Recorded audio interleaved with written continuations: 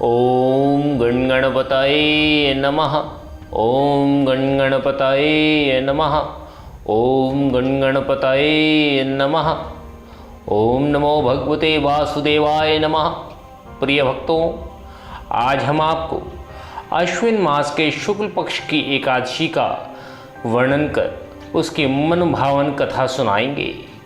अश्विन मास के कृष्ण पक्ष में पड़ने वाली एकादशी का क्या महात्मा है, सर्वप्रथम इसकी कथा को किसने किससे कहा और इसके करने से कौन सा पुण्यफल प्राप्त होता है, इन सब बातों का सविस्तार वर्णन आज की इस कथा में हम आपके सबके समक्ष प्रस्तुत करेंगे। हमें पूर्ण आशा और विश्वास है कि आप सभी पूर्ण श्रद्धा सहित, प्रेम भाव सहित भगवान श्री हरि विष्णु को नमस्कार करके इस एकादशी की कथा का श्रवण करेंगे। चलिए शुरू करते हैं। अथ पाशाकुंशा एकादशी महात्मा। धर्मराज युधिष्ठिर बोले कि हे भगवान, अश्विन मास की शुक्ल पक्ष की एकादशी का क्या नाम है तथा उसके व्रत को करने से कौन कौन से पुण्य फल प्राप्त होते हैं, सो सब आप विस्तार पूर्वक कहिए, क्योंकि मैं पाशाकुंशा एकादशी की कथा सुनने के लिए बहुत आतुर हो रहा हूँ। ये सब सुनकर भगवान श्री कृष्ण ने बोला कि हे धर्मराज युधिष्ठिर, अश्विन मास के शुक्ल पक्ष की एकादशी का नाम पाशाकुंशा है। इसके व्रत करने से समस्त पाप नष्ट हो जाते हैं। इस एकादशी के दिन मनवांछित फल की प्राप्ति के लिए श्री विष्णु भगवान की पूजा करनी चाहिए। जो मनुष्य कठिन तपस्याओं के द्वारा फल प्राप्त करते हैं, वह फल इस एकादशी के दिन क्षीर सागर में शेषनाग पर शयन करने वाले भगवान विष्णु को नमस्कार कर देने से ही प्राप्त हो जाता है। जो मनुष्य शंख चक्र गदाधारी विष्णु भगवान की शरण में जाता है, उसे यम यातना नहीं भोगनी पड़ती। जो पापी मनुष्य अनायास ही इस एकादशी का व्रत करते हैं, उन्हें यम के दुख नहीं मिलते। जो विष्णु भक्त शिव जी की निंदा करते हैं अथवा जो शिव भक्त विष्णु भगवान की निंदा करते हैं, वे दोनों नरक को जाते हैं। 1000 अश्वमेध यज्ञ और 100 राजसु यज्ञ का फल इस एकादशी के फल के व्रत के 16वें हिस्से के बराबर भी नहीं है। अतः इसके महात्म्य की व्याख्या करना सरल नहीं है। अर्थात एकादशी व्रत के समान संसार में अन्य दूसरा व्रत ही नहीं है। हे धर्मराज, एकादशी के समान विश्व में ऐसी पवित्र तिथि नहीं है। इस एकादशी के व्रत से मनुष्य को स्वस्थ शरीर और सुंदर स्त्री प्राप्त होती है तथा धन धान्य मिलता है तथा अंत में उसे स्वर्ग की प्राप्ति होती है।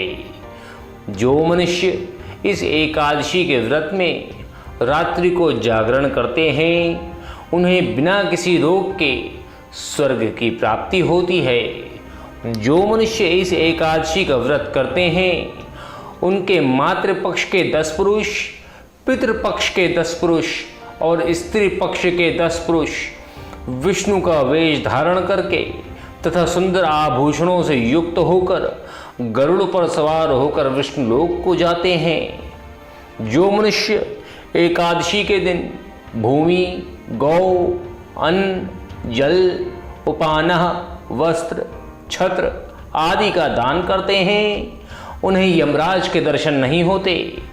दरिद्री मनुष्यों को भी यथाशक्ति यदि कुछ दान देकर मनुष्य पुण्य कमाता है, तो वह पुण्य उसके लिए सदा फलदायी होता है। जो मनुष्य तालाब, बगीचा, धर्मशाला, प्याऊ, अन्न क्षेत्र आदि बनवाते हैं, उन्हें यम के दुख नहीं मिलते। वह मनुष्य इस लोक में स्वस्थ दीर्घायु वाले तथा धन धान्य से पूर्ण होकर सुख भोगते हैं तथा अंत में स्वर्ग लोक को जाते हैं। हे राजन, इन सब का सारांश यह है कि जो मनुष्य धर्म करते हैं, उन्हें सुख मिलता है और जो अधर्मी हैं उन्हें दुर्गति भोगनी पड़ती है।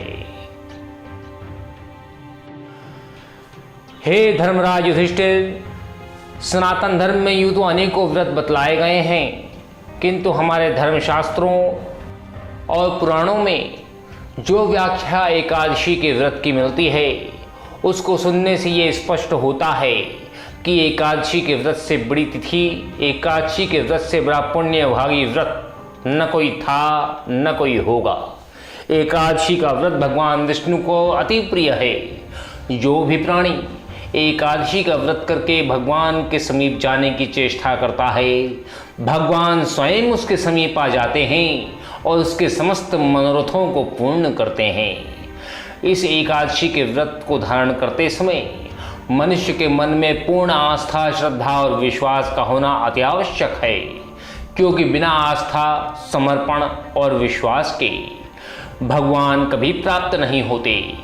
भगवान को प्राप्त करने का एकमात्र तरीका केवल यह है कि मनुष्य को भगवान की पूजा अर्चना व्रत करते समय भगवान के प्रति अपने हृदय में स्नेह भाव, प्रेम भाव, वात्सल्य और मातृत्व का भाव रखना चाहिए, क्योंकि हम जिस भाव से भगवान से जुड़ते हैं, भगवान भी उसी भाव से हमसे जुड़ते हैं।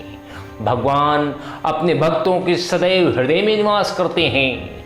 इसलिए अपने जीवन में किसी भी कृत्य को करते समय ये हमेशा ध्यान रखना चाहिए कि भगवान कहीं हमसे दूर वास नहीं करता, वो हमारे हृदय में निवास करता है और हमारे हर कृत्य पर उसकी दृष्टि निरंतर पड़ रही है।